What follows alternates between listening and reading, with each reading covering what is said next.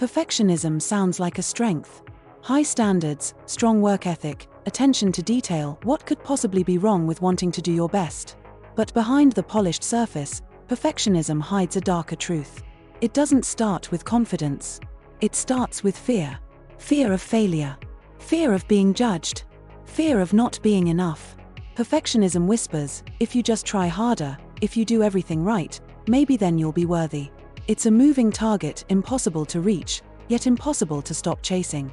At first, perfectionism can look like ambition. The late nights, the flawless presentations, the clean image. But what most don't see is the anxiety behind every choice, the paralysis before starting something new, the self-loathing when something goes wrong, no matter how small. Mistakes aren't just mistakes. They're proof of failure. And in a perfectionist's mind, failure equals worthlessness. The pressure is relentless. Work becomes obsession. Relationships become performance. Rest becomes guilt. Every accomplishment is quickly dismissed. Every compliment deflected. There's always something more to fix, improve, or do better. And underneath it all, exhaustion. Burnout isn't a risk, it's inevitable. Because no one can maintain the illusion of flawlessness forever. But perfectionism doesn't care. It doesn't celebrate progress. It only raises the bar higher. It says, you got an A. Why not an A+? You did well.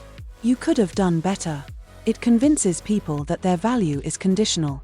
That love, acceptance, and success must be earned through performance, through sacrifice, through suffering. But that's a lie. And it's a dangerous one. Over time, perfectionism doesn't just hurt productivity. It hurts people. It feeds anxiety, depression, eating disorders, and chronic stress.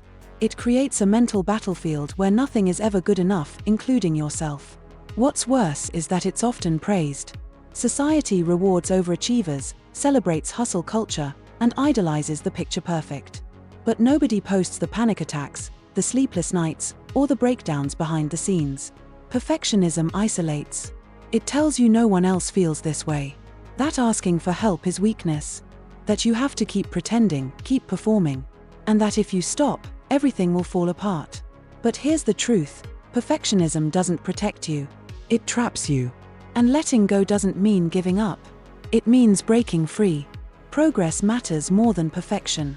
Connection matters more than control. And your worth isn't measured by your output. Real strength is being able to say, this is good enough. Real courage is choosing rest without guilt. Real growth is accepting imperfection, yours and everyone else's. Perfection is a myth. But authenticity, that's real. That's human. That's where life begins. Because in the end, people won't remember how flawless you were. They'll remember how real you were. How you made them feel seen. How you gave them permission to show up, messy, honest, and enough. The dark side of perfectionism is that it promises safety, but delivers fear. It promises success, but costs peace. It promises love, but only if you earn it. But the light on the other side? It's not perfection. It's freedom.